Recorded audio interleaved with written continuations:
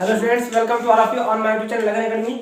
आज हम सभी पढ़ने वाले हैं use of from, by, with, to, यानी से।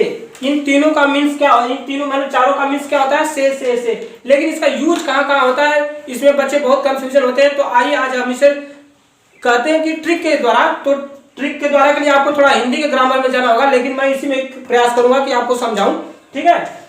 और मैं कई दिनों से आपको क्लास नहीं दे रहा था, इसलिए मैं इसके लिए माफी चाहता हूँ, क्योंकि हमारे जो डायरेक्टर साहब थे ना, वो मैरिज मतलब विवाह के फंक्शन में व्यस्त रहे। चलिए अब हम लोग पढ़ रहे, आपको क्लास दी जाएगी और आप इस पर एक्टिव रहिएगा। आइए देखते हैं कैसे इसका यूज होता है। तो मैं तुमसे बात नहीं करूंगा। मैंने यहाँ पर कुछ सेंटेंस लिया हुआ है जिसमें इनका यूज है। अब यहाँ समस्या है कि किसको पहले लगाएं, फ्रॉम लगाएं, बाय लगाएं, विद लगाएं या टू लगाएं।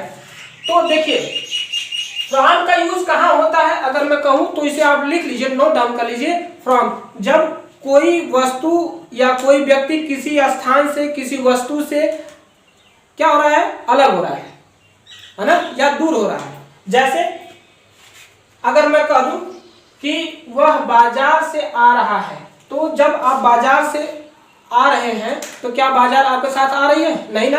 ऐसे स्थान पर फ्रॉम किसका यूज करेंगे? फ्रॉम। तो देखिए he is coming from market. अब मैं कहूं मैं तुमसे बात नहीं करूंगा, तो यहां पर भी तो देखिए से, यहां तुम के साथ यहां से लगा हुआ है, मैंने एक ही में लिखा हुआ है, ऐसे लिखा भी जाता है, लेकिन यहां का ये जो से है इसको आप क्या लगाएंगे?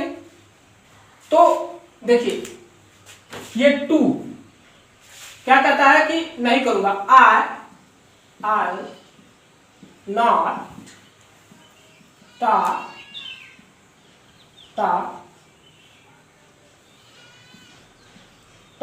टू यू, ठीक है, टॉक टू यू। यहां पर टू यू का मतलब क्या? से, ठीक। अगला देखिए, हम बस से बनारस जा रहे हैं, है ना, हम बस से बनारस जा रहे हैं। वी आर गोइंग कहां जा रहे हैं? Varanasi. We are going to Varanasi. See, देखिए यहां आपको थोड़ा सा कंफ्यूजन होगा कि सर अभी आपने यहाँ पर टू का मीन्स से बताया, तो यहाँ पर टू क्यों लगाए हैं? तो यहाँ पर आपको मैं बता दूं, कोई प्लेस के लिए देखेंगे आप हमेशा वो या कम के साथ हमेशा टू लगा हुआ होता है। तो यहाँ प्लेस को बोधित कर रहा है या इंडिकेट कर रहा है कि किस स्थान को जा रहे हैं, तो इसके लिए यहाँ पर टू लगा है। अब यहाँ बस से जो ये बात कही जा रही है, साधन, जब कोई चीज आपको साधन के रूप में काम करे तो वहां पर किसका प्रयोग? बाय का प्रयोग, बाय बस, ठीक है। अब यहां पर हमने एक सेंटेंस लिया हुआ है, यहां पर कहता है कि वह चाकू से सब्जी काट रही थी। तो यह बताइए कि चाकू किस चीज का कार्य कर रहा है? साधन कार्य कर रहा है ना, लेकिन साधन कार्य तो कर रहा है, लेकिन इसे बाय का यूज नहीं करना है। क्यों? क्योंकि जब कोई क्रिया आप कर रहे हो तो उसके साथ वह अटैच अगर है तो विद लगाना है आपको, है ना। जैसे देखिए वह चाकू से सब्जी काट रही थी, तो सी वॉज कटिंग द वेजिटेबल,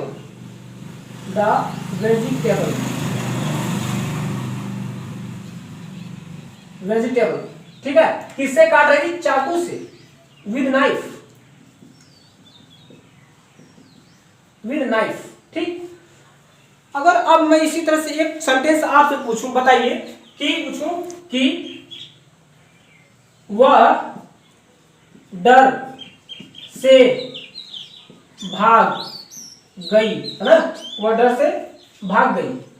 तो बताइए कि इसे ट्रांसलेट करते समय आप किस प्रीपोजिशन का यूज करेंगे? फ्रॉम, बाय या विद या टू? देखिए डर क्या है?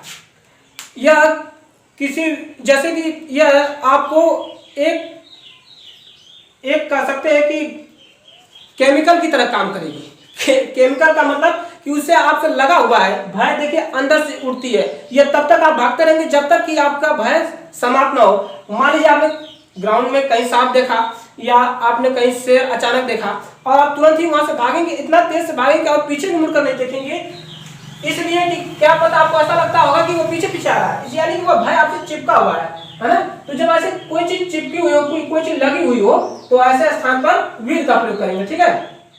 तो भाग गई तो हो जाएगा she ran away with fear, with fear या पर फियर, ठीक है। आपको जरूर समझ आया होगा। और एक होमवर्क देता हूं, दो इसी संबंधित, आप इसे सॉल्व करके जरूर कमेंट बॉक्स में अपना आंसर पुट अप कीजिएगा, ठीक है। देखिए कह दे कि वह मेरे से नहीं बोलता है ना। आप कह दे कि मैं घर से स्कूल गया, ठीक है। इसे जरूर आप जरूर इसे सॉल्व करके कमेंट बॉक्स में जरूर देंगे, ठीक है। मिलते हैं अगली क्लास में, धन्यवाद।